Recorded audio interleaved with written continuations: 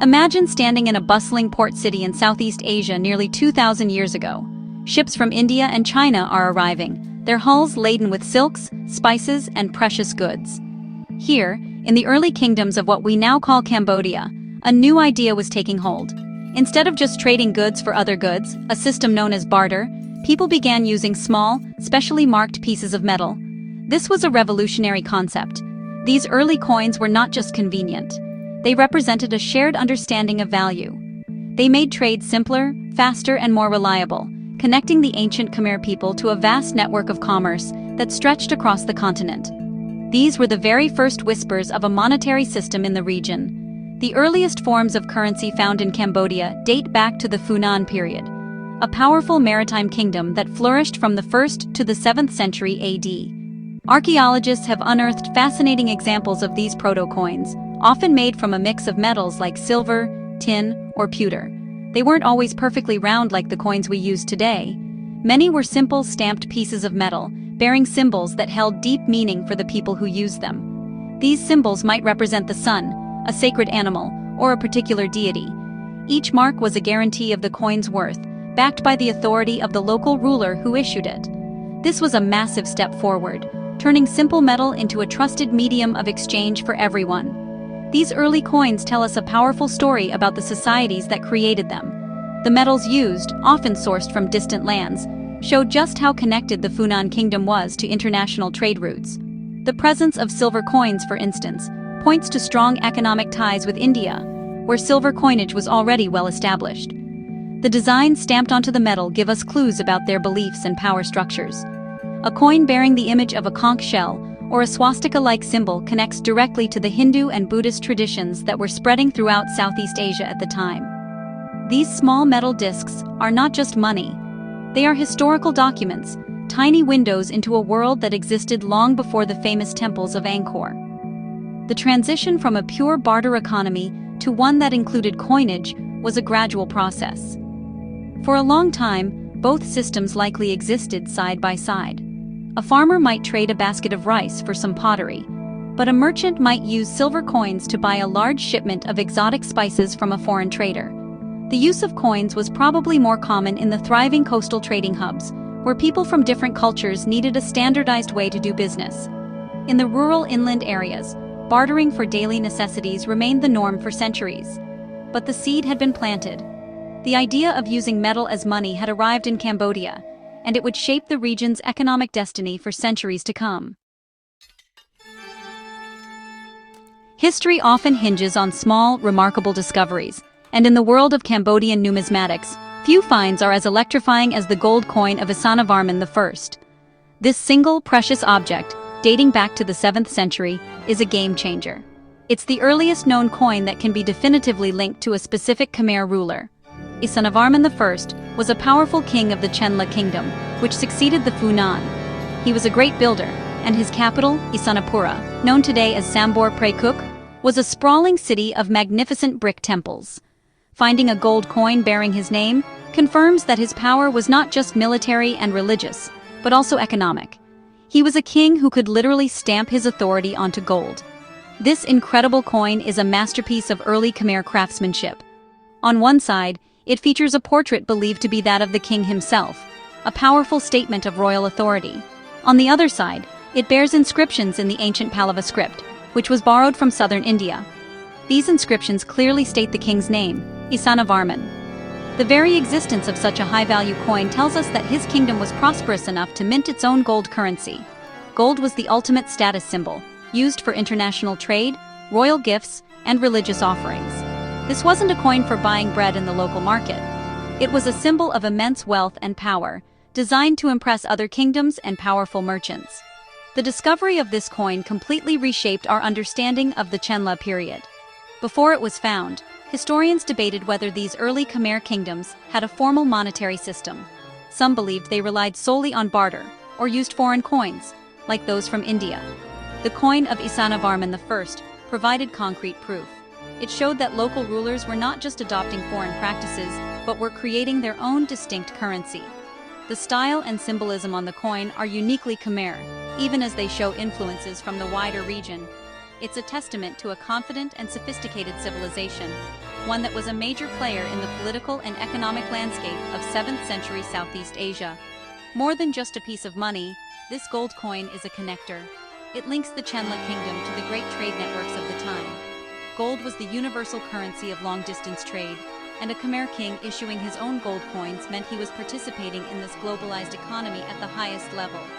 It suggests that merchants from as far away as Persia or the Roman world could have done business in the courts of Chenla, trading their goods for gold, bearing the face of a Khmer king. The coin is a silent witness to an age of incredible cultural exchange and economic dynamism, proving that Cambodia's history of sophisticated statehood and international engagement began very early on.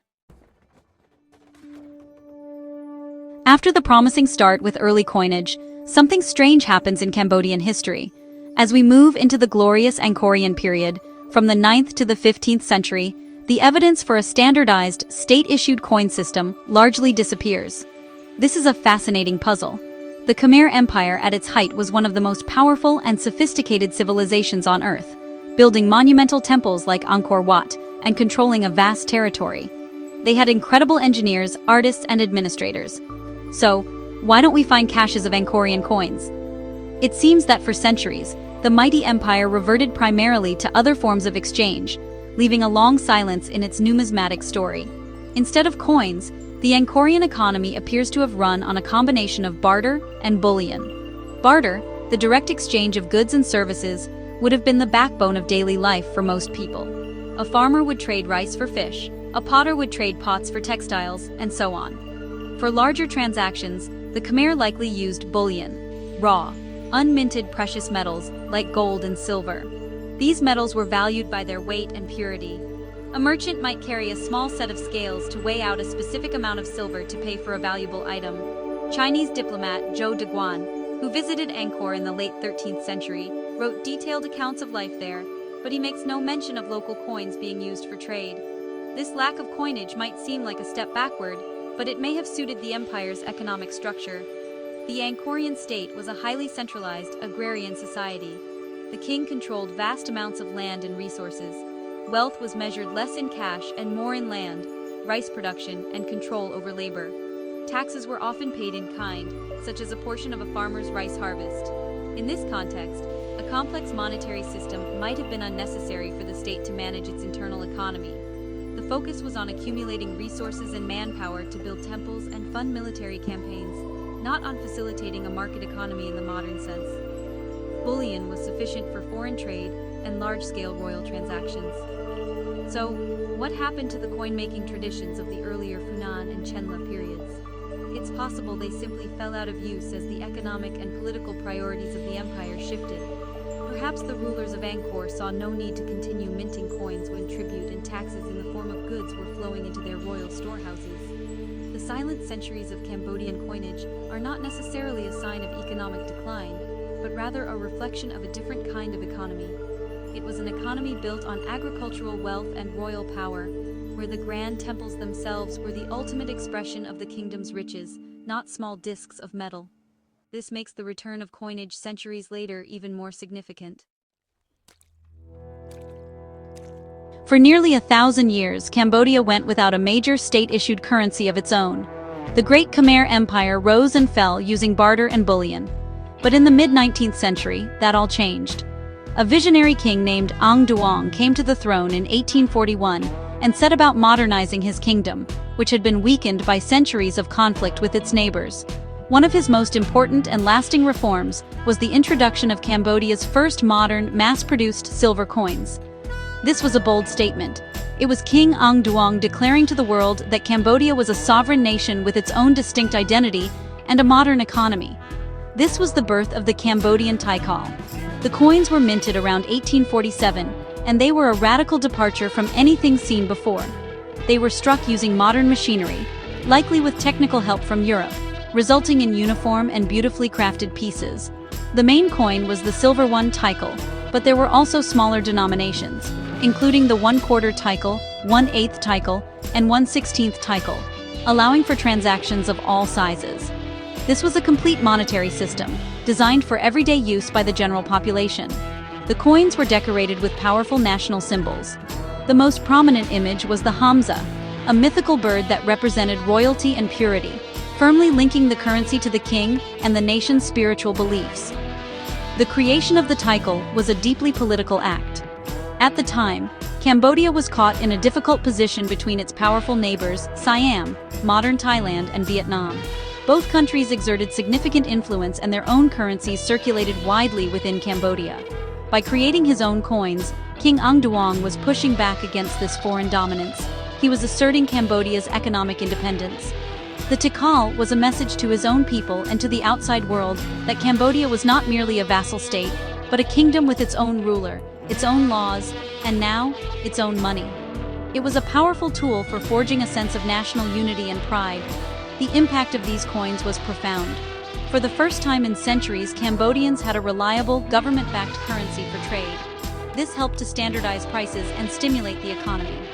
A merchant in Battambang could now do business with a farmer near Phnom Penh, using the same money, confident in its value. While barter and foreign currencies didn't disappear overnight, the tikal laid the foundation for a modern national economy. King Ang Duong's coins are remembered today not just as pieces of silver, but as symbols of a Cambodian renaissance. They represent a pivotal moment when the kingdom began to reclaim its sovereignty and forge its path in the modern world.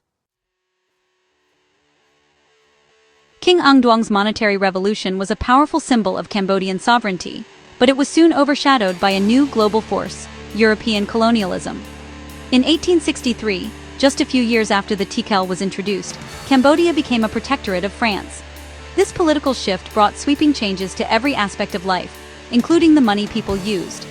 The French had their own economic ambitions for their colonies in Indochina, which included Cambodia, Vietnam, and Laos. To integrate these territories into their own commercial empire, they needed to standardize the currency. This marked the beginning of the end for Cambodia's homegrown tikal and the start of a long period of foreign monetary control. The first major change was the introduction of the Cambodian franc, which was pegged to the French franc. In 1875, beautiful silver coins were minted in Belgium for Cambodia, bearing the portrait of King Norodom, Ang Duong's successor. While they featured the Cambodian king, they were designed and produced in Europe, and were based on a French monetary standard. Denominations included cents and francs, replacing the traditional tikal system. This was a clear sign of where the real power now lay. The currency was Cambodian in name and imagery, but it was French in its substance and control.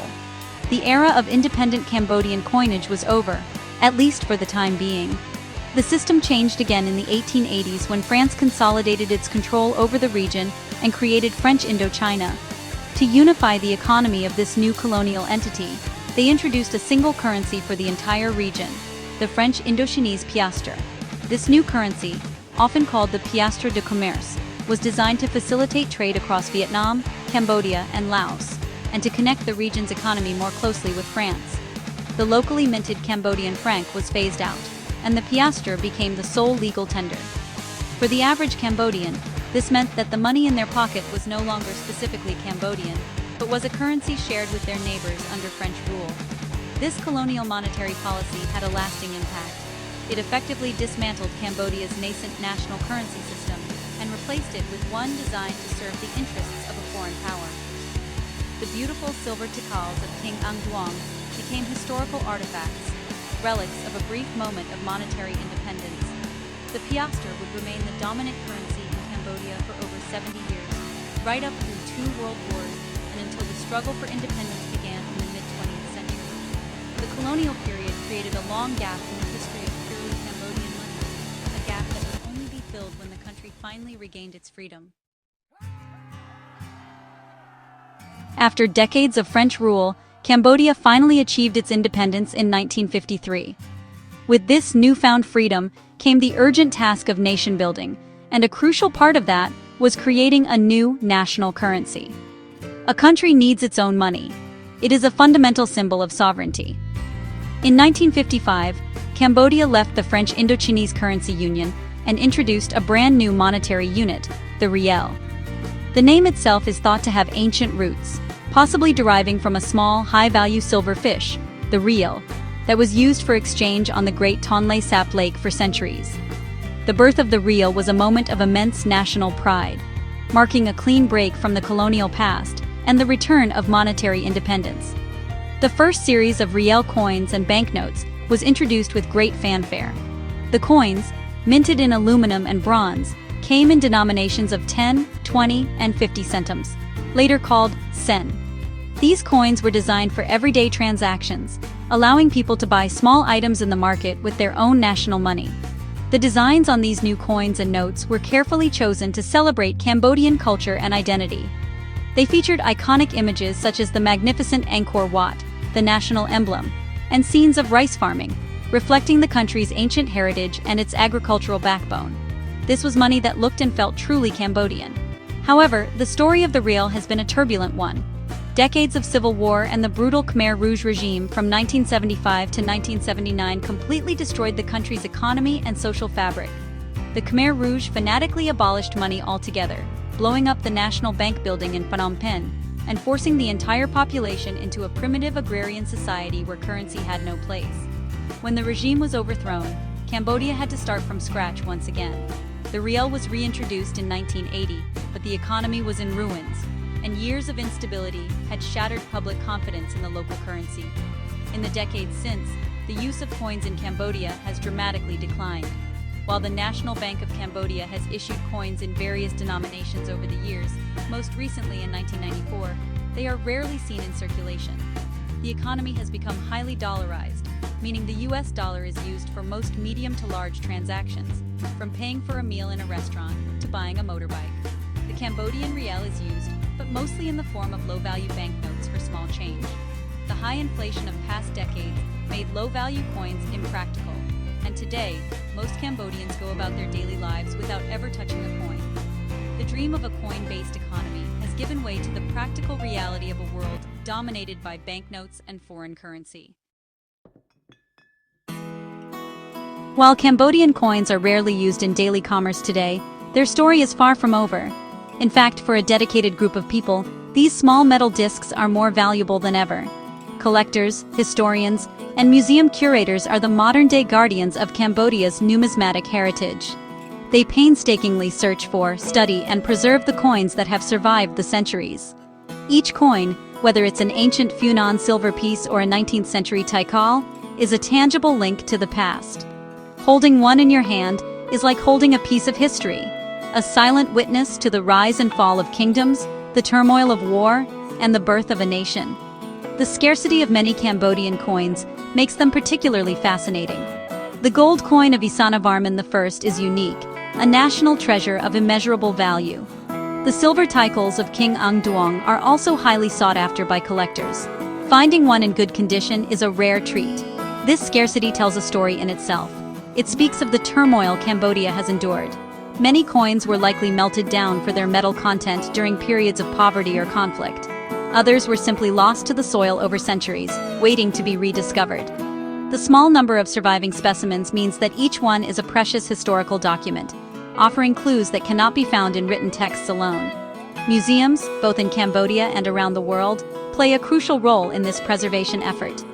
The National Museum of Cambodia in Phnom Penh houses some of the most important examples of early Khmer coinage, ensuring that these artifacts are protected for future generations of Cambodians to see and learn from. Exhibitions of these coins allow the public to connect with their country's long and complex economic history. For researchers, these museum collections are invaluable.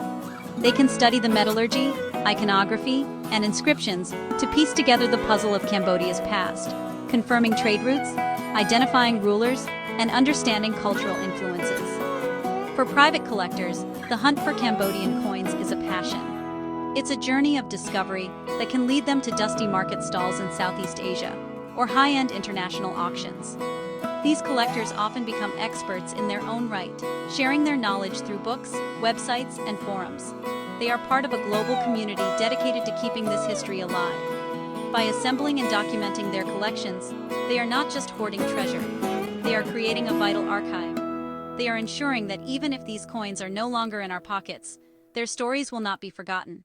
They are the keepers of the echoes of Cambodia's monetary past. One of the most intriguing aspects of Cambodian numismatic history is not what we know, but what we don't. There are significant gaps in the historical record, long periods where evidence of coinage is scarce or entirely absent. The most famous of these is the Angkorian period, where a vast and powerful empire seemingly functioned without a standard currency. Understanding why these gaps exist is just as important as studying the coins we do have. These missing pieces of the puzzle are clues in themselves, pointing to the unique economic, political, and environmental factors that have shaped Cambodia's journey through time. A primary reason for these gaps is simply the loss and destruction of evidence over centuries. Cambodia's tropical climate is harsh on historical artifacts. Metals corrode in the damp soil, and wooden or palm leaf records detailing economic transactions have long since disintegrated. Furthermore, the country has endured numerous wars and invasions. Cities were sacked, palaces were burned, and royal treasuries were looted. During these periods of chaos, vast quantities of precious metals, including any coins that existed, were likely melted down and repurposed. History is often written by the victors, but it is also erased by conflict, leaving historians with only fragments to study. Another key factor is the persistent use of alternative economic systems. As we saw with the Angkorian Empire, a sophisticated society can thrive without coins. The reliance on a barter system for everyday goods and the use of bullion, raw metal valued by weight, for large transactions meant there was no pressing need for a standardized, state-issued currency. In many rural communities, this system of direct trade continued for centuries, existing alongside whatever formal currency was in use. The economy was not a single unified system, but a patchwork of different practices. This means the story of money in Cambodia isn't a straight line. It's a complex web of coins, barter, and bullion. Finally, the impact of colonial rule and later political instability created more gaps and disruptions. The French introduction of the piastre deliberately replaced and erased the emerging Cambodian taikal system. This colonial policy severed the link to the country's own monetary traditions. Then, the Khmer Rouge's abolition of money in the 1970s was a violent and absolute break with the past. It wasn't just a gap, it was a black hole in the nation's economic history. When the country had to rebuild from nothing in the 1980s, the immediate need for stability led to the widespread use of the US dollar, further marginalizing the role of a national coin-based currency. These historical ruptures help explain why the story of Cambodian coins is so fragmented. Our journey through the history of Cambodian coins brings us to a place of both clear knowledge and enduring questions. What we know for sure is that Cambodia's relationship with money is ancient and complex. The story begins nearly 2,000 years ago, with the early Funan and Chenla kingdoms. We have concrete archaeological evidence of their small, stamped silver and tin coins, which prove their participation in the bustling maritime trade networks of Southeast Asia. These artifacts confirm that the idea of coinage took root in Cambodia very early on, influenced by powerful trading partners like India. They were not just followers, they were active participants in the region's developing economy. We can also be certain about the groundbreaking discovery of the 7th century gold coin of King Isanavarman I. This single object provides undeniable proof that a specific Khmer ruler issued his own high-value currency, a powerful symbol of sovereignty and economic might. Fast forward over 1,000 years, and we have the well-documented story of King Angduang's Tikal. We know these silver coins, minted around 1847, were a deliberate act of modernization and a declaration of national independence. Likewise, the historical record is clear about the subsequent colonial period, when French-made francs and piastres replaced local currency, and about the birth of the riel after independence in 1953. A symbol of a new, free Cambodia. Yet, for all these certainties, deep mysteries remain. The biggest puzzle is still the great Angkorian silence. How did one of the world's most advanced empires manage its vast economy for centuries, apparently without a system of standardized coins? While we theorize about the dominance of barter and bullion, the full mechanics of their economy are still not completely understood. We lack the detailed records that would give us a clearer picture. Were there other forms of currency, perhaps made of perishable materials, that have been lost to time? Did certain regions of the empire use local coins that we have yet to discover? The absence of evidence keeps historians guessing. The future of Cambodian coinage is also an open question. Today, the country operates on a dual currency system, with the US dollar dominating and the Cambodian riel, mostly in banknote form, filling a secondary role. The coins of the modern riel exist but are almost never seen. Will Cambodia ever move away from its reliance on the dollar and embrace its own currency more fully? Could coins ever make a comeback for everyday transactions? The story of Cambodia's money is a reflection of its history, a tale of early innovation, mysterious gaps, flashes of sovereign pride, and the enduring impacts of conflict and globalization. What we know is fascinating, but what we still have to learn is just